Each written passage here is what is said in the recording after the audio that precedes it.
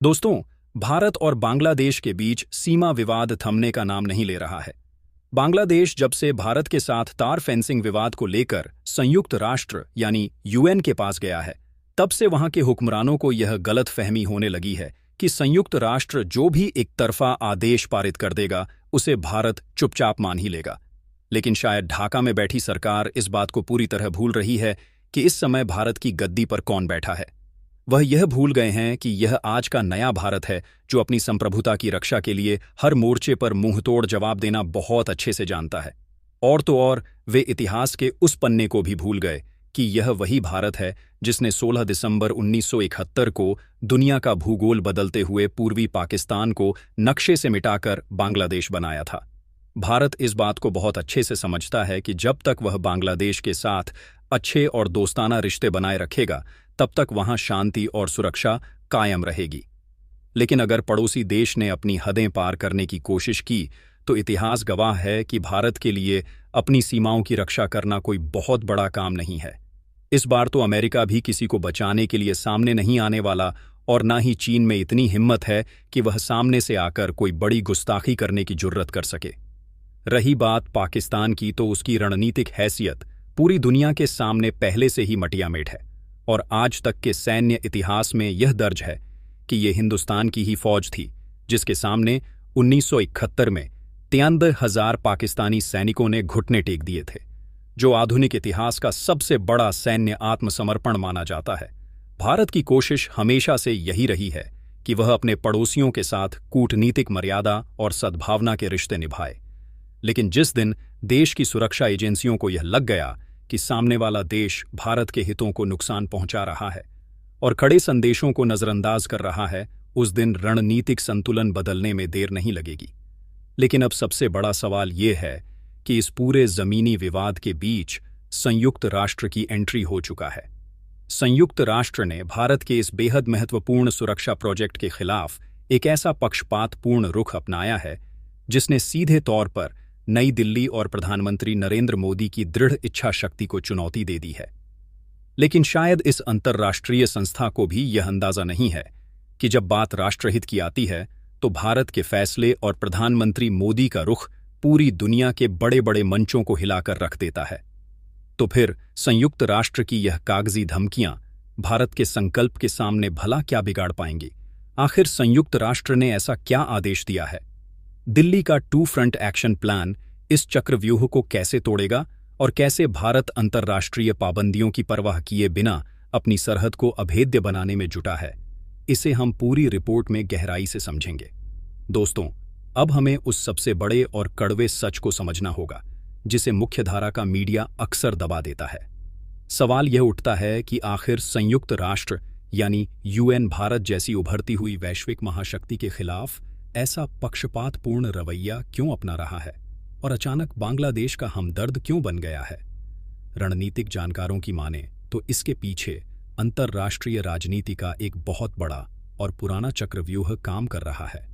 दरअसल संयुक्त राष्ट्र सुरक्षा परिषद और उसकी कई संस्थाओं पर आज भी उन पश्चिमी देशों और वैश्विक ताकतों का गहरा प्रभाव है जो भारत की तेजी से बढ़ती आर्थिक और सैन्य ताकत को पचा नहीं पा रहे हैं।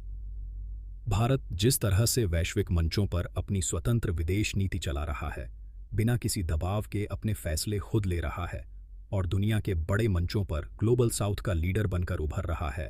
वह कई महाशक्तियों को रास नहीं आ रहा है।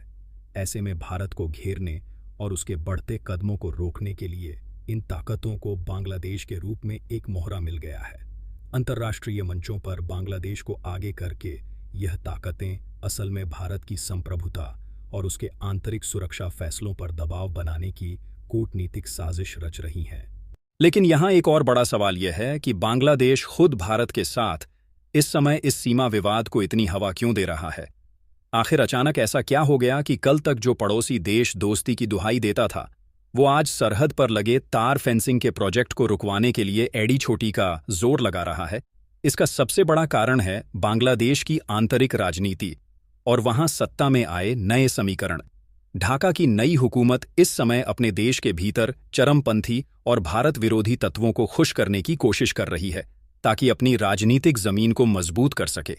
इसके अलावा भारत बांग्लादेश सीमा पर फेंसिंग का काम पूरा होने का सीधा मतलब है कि सीमा पार से होने वाली अवैध घुसपैठ, मानव तस्करी और करोड़ों रुपए का अवैध कारोबार हमेशा के लिए पूरी तरह बंद हो जाएगा। वहां का एक बहुत बड़ा और रसूखदार सिंडिकेट जो पिछले कई दशकों से इस खुली सरहद का फायदा उठाकर भारत विरोधी गतिविधियों को अंजाम देता आया है, वह इस फेंसिंग प्रोजेक्ट से पूरी तरह बौखला गया है। यही वजह है कि वे जानबूझकर सीमा पर तनाव पैदा कर रहे हैं ताकि इसे एक बड़ा अंतर्राष्ट्रीय इंसिडेंट बनाकर भारत को बैकफुट पर धकेला जा सके।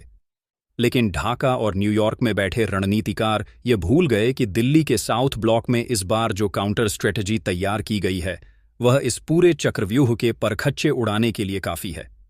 भारत ने साफ कर दिया है कि वह इन ताकतों के इस कूटनीतिक नेक्सस को बहुत अच्छे से समझता है।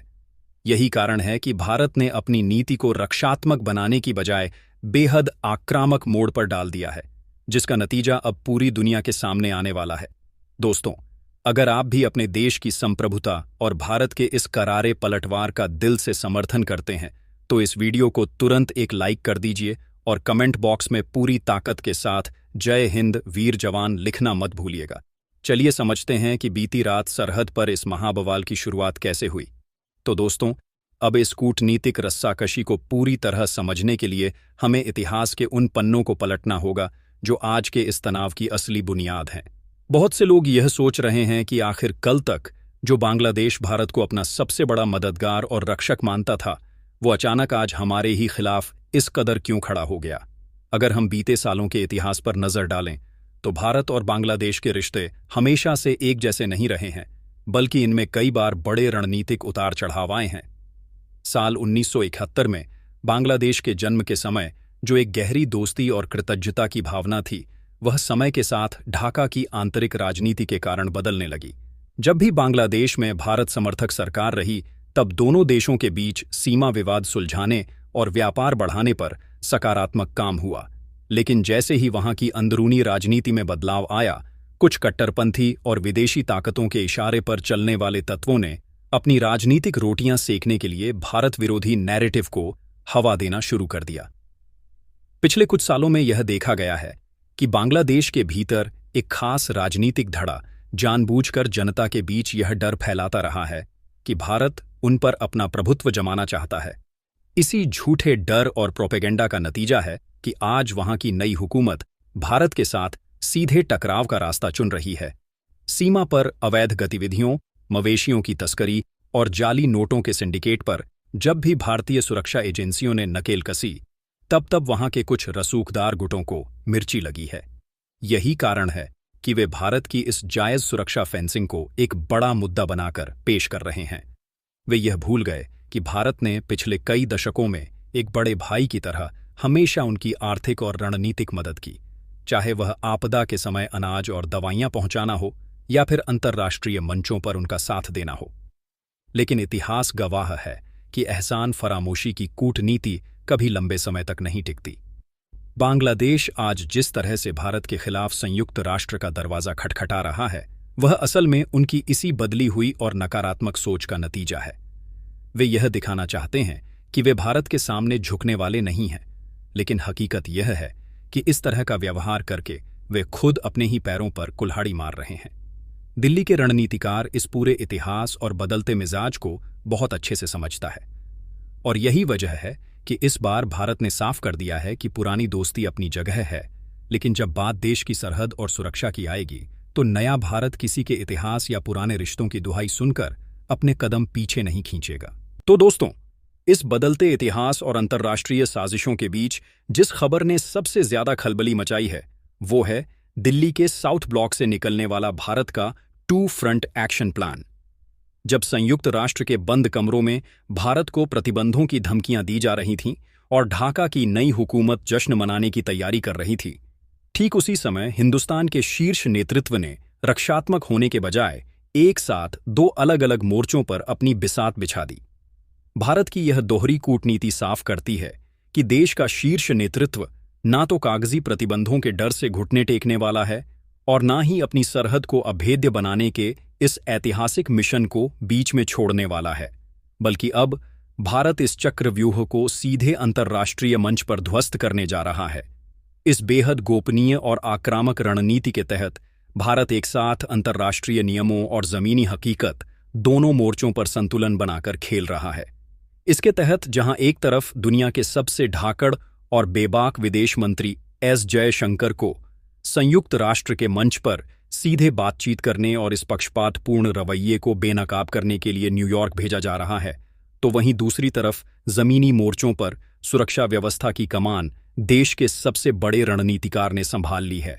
गृह मंत्रालय के निर्देश पर सीमा सुरक्षा बल और पूर्वी कमान के सैन्य बलों को पूरी सरहद पर हाई अलर्ट पर रहने के लिए कह दिया गया है। सरहद के संवेदनशील इलाकों में गश्त की संख्या को अचानक से बढ़ा दिया गया है और आधुनिक निगरानी उपकरणों को 24 घंटे सक्रिय मोड पर डाल दिया गया है। भारतीय सुरक्षा एजेंसियों को यह स्पष्ट निर्देश दिए जा चुके हैं कि सीमा पार से होने वाले किसी भी तरह के उकसावे या सरहद पर की जाने वाली हरकतों का जवाब बेहद सख्त और बिना किसी हिचकिचाहट के दिया जाए। इस सैन्य तत्परता और दिल्ली के कड़े रुख ने अंतर्राष्ट्रीय मंचों पर भारत के खिलाफ लॉबिंग करने वाले देशों में भारी तनाव पैदा कर दिया है, क्योंकि वे बहुत अच्छे से जानते हैं कि जब भारत अपनी संप्रभुता की रक्षा के लिए इस तरह का कड़ा रुख अपनाता है तो फिर वह किसी भी अंतर्राष्ट्रीय दबाव के सामने एक इंच भी पीछे हटने वाला नहीं होता। तो दोस्तों, दिल्ली के इस 2 फ्रंट एक्शन प्लान का जो सबसे आक्रामक और निर्णायक मोड़ है वह है देश के सबसे बड़े सुरक्षा रणनीतिकार का सीधे ग्राउंड जीरो पर एक्टिव होना। जब अंतर्राष्ट्रीय मंचों पर भारत को घेरने की बड़ी बड़ी साजिशें रची जा रही थीं, ठीक उसी समय राष्ट्रीय सुरक्षा सलाहकार अजीत डोभाल का सीमा सुरक्षा से जुड़े संवेदनशील इलाकों का दौरा करना सीमा पार बैठी ताकतों के लिए एक सीधा और कड़ा अल्टीमेटम है। कूटनीतिक गलियारों में इस कदम को बेहद गंभीरता से देखा जा रहा है, क्योंकि यह साफ संकेत देता है कि कागजी धमकियों या अंतर्राष्ट्रीय संस्थाओं के एक तरफा आदेशों के दबाव में आकर भारत अपनी सरहद की सुरक्षा को लेकर रत्ती भर भी ढिलाई बरतने के मूड में नहीं है। अजीत डोभाल के इस कड़े रुख ने सीमा पार के उन चरमपंथी सिंडिकेट और घुसपैठियों के मंसूबों पर पूरी तरह पानी फेर दिया है, जो संयुक्त राष्ट्र के आदेश की आड़ में यह सोच रहे थे कि भारत अपनी फेंसिंग का काम बीच में ही रोक देगा। इस दौरे के दौरान सुरक्षा बलों को स्पष्ट और कड़े निर्देश दिए जा चुके हैं कि सरहद पर होने वाली किसी भी संदिग्ध गतिविधि या अवैध घुसपैठ के प्रयास से पूरी कड़ाई के साथ निपटा जाए। भारत की यह रणनीति साफ करती है कि देश की आंतरिक सुरक्षा और संप्रभुता के फैसले न्यूयॉर्क या ढाका से तय नहीं होंगे, बल्कि दिल्ली के साउथ ब्लॉक से ही संचालित किए जाएंगे। इस सख्त और व्यावहारिक कदम ने अंतर्राष्ट्रीय लॉबी को यह सोचने पर मजबूर कर दिया है कि आज का नया भारत किसी भी बाहरी दबाव के आगे झुके बिना अपनी सुरक्षा फेंसिंग के इस ऐतिहासिक मिशन को हर हाल में पूरा करके ही दम लेगा। तो दोस्तों, इस पूरे भू राजनीतिक घटनाक्रम, अंतर्राष्ट्रीय दबाव के खेल और इतिहास के पन्नों को खंगालने के बाद अब अंतिम तस्वीर पूरी तरह से साफ हो चुकी है। जो ताकतें आज भी यह सोच रही हैं कि वे संयुक्त राष्ट्र जैसी संस्थाओं और चुनिंदा देशों के गठजोड़ का इस्तेमाल करके भारत को अपनी ही सीमा पर सुरक्षा दीवार खड़ी करने से रोक देंगी, उन्हें अब भारत के इस कड़े और स्पष्ट रुख से अपनी असली जमीन समझ आ गई है। साउथ ब्लॉक के पावर कॉरिडोर से लेकर सरहद के ग्राउंड जीरो तक भारत का संदेश दुनिया के लिए बिल्कुल सीधा और अटूट है कि जब बात राष्ट्र की सुरक्षा और नागरिकों के हितों की आएगी तो हिंदुस्तान किसी भी कागजी फरमान या विदेशी दबाव के आगे रत्ती भर भी झुकने वाला नहीं है। भारत ने अपनी इस आक्रामक और स्पष्ट नीति से यह साबित कर दिया है कि वह अपनी सीमाओं के भीतर अवैध घुसपैठ को रोकने, अपराधियों पर नकेल कसने और अपनी सुरक्षा व्यवस्था को अभेद्य बनाने के लिए पूरी तरह से स्वतंत्र है। सीमा पार से बनाया जा रहा यह कृत्रिम दबाव भारत के राष्ट्रीय संकल्प के सामने पूरी तरह से ध्वस्त हो चुका है और हमारी सुरक्षा एजेंसियां बिना किसी हिचकिचाहट के अपने काम को दोगुनी रफ्तार से पूरा करने में जुटी हुई हैं। अब देखना यह होगा कि आने वाले दिनों में जब भारत की यह अत्याधुनिक स्मार्ट फेंसिंग पूरी तरह से काम करना शुरू कर देगी, तब सीमा पार बैठे उकसावे वाले तत्व और उनके अंतर्राष्ट्रीय आका क्या नया पैंतरा अपनाते हैं। लेकिन एक बात तो पूरी तरह से तय है कि चाहे कोई भी वैश्विक चक्रव्यूह रचा जाए, हमारी सीमाओं पर मुस्तैद जांबाज जवान और देश का शीर्ष नेतृत्व हर चुनौती का मुंहतोड़ जवाब देने के लिए 24 घंटे पूरी तरह तैयार हैं। अगर आप भी भारत की इस संप्रभु नीति, हमारी सुरक्षा एजेंसियों के साहसिक फैसले और देश की अखंडता पर पूरा भरोसा करते हैं, तो इस वीडियो को ज्यादा से ज्यादा लाइक और शेयर जरूर कीजिएगा। देश की सुरक्षा, वैश्विक राजनीति और कूटनीति से जुड़ी ऐसी ही बिल्कुल सटीक, खोजी और गहराई से रिसर्च की गई रिपोर्ट्स को लगातार देखने के लिए हमारे चैनल DNN Global 24 को सब्सक्राइब करना बिल्कुल ना भूलें। आप इस पूरे मुद्दे पर क्या सोचते हैं और क्या भारत को ऐसे किसी भी अंतर्राष्ट्रीय दबाव की परवाह करनी चाहिए या नहीं? अपने बहुमूल्य विचार नीचे कमेंट बॉक्स में पूरे जोश के साथ जरूर साझा करें। मिलते हैं अगले बेहद महत्वपूर्ण और खुलासे से भरे वीडियो में। तब तक के लिए अपना और अपने देश का ख्याल रखिएगा।